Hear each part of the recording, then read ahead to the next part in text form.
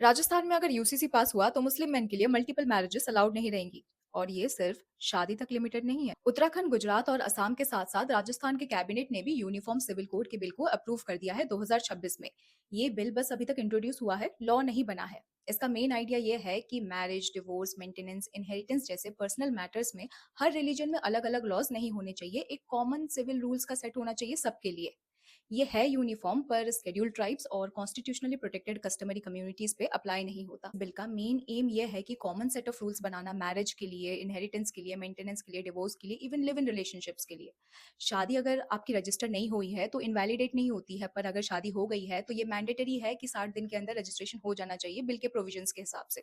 Even ये live in relationships को भी रेगुलेट करता है, कब स्टार्ट हो रही है रिलेशनशिप, कब एंड हो रही है, इसके रजिस्ट्रेशन के भी प्रोविजंस हैं।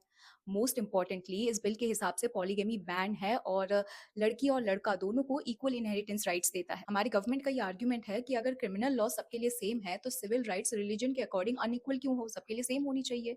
स्पेशली इनहेरिटेंस और मैरिज के मैटर में औरतों को इक्वल प्रोटेक्शन मिलनी चाहिए। क्रिटिक्स का ये बोलना है मुस्लिम लॉ और दूसरे रिलीजियस कस्टम्स कॉन्स्टिट्यूशन के रिलीजियस फ्रीडम वाले प्रोविजन से लिंक्ड हैं। अगर ये यूनिफॉर्म है तो शेड्यूल्ड ट्राइब्स या फिर कॉन्स्टिट्यूशनली प्रोटेक्टेड कस्टमरी कम्युनिटीज पे अप्लाई क्यों नहीं हो रहा है। अब सबसे बड़ा क्वेश्चन ये है कि स्टेट को फैमिली और फेथ के मैटर में कितना इंटरफेयर करना चाहिए। एक तरफ यूसीसी का बिल रिलीजियस फ्रीडम में इंटरफेयर कर रहा है, मुस्लिम पर्सनल लॉ में पॉलीगमी बैन हो गई है, और दूसरी तरफ इससे जेंडर इक्वालिटी भी आ रही है। आपको क्या लगता है, जब ये बिल लॉ बन जाएगा तो किस तरह की सिचुएशन देखने को मिल सकती है कुछ सालों में या फिर महीनों में?